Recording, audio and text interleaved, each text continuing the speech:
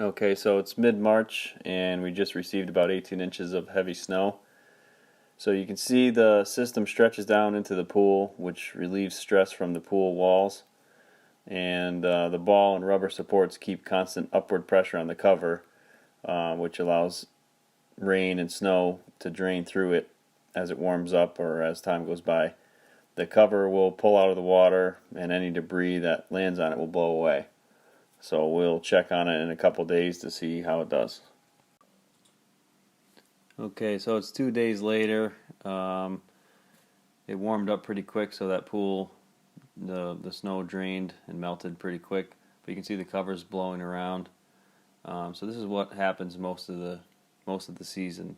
The cover just sits there. If it gets windy, it blows a little bit, so the leaves don't stick to it. But if we take a walk over to our solid cover pool, this is how most people cover their pools.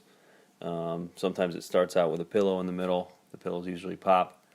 But you can see it holds all the water, holds all the snow melt, holds all the leaves, so you have to keep pumping it out.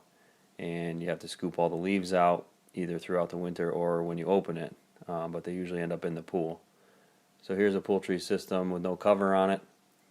And over here, our recommended method of the PoolTree system with a mesh cover. So this has drained off, 18 inches of snow drained through that. Rainstorms will drain through it, and then it just blows around. It's nice and dry. Leaves blow off. No maintenance required. Just take the cover off and you're good to go.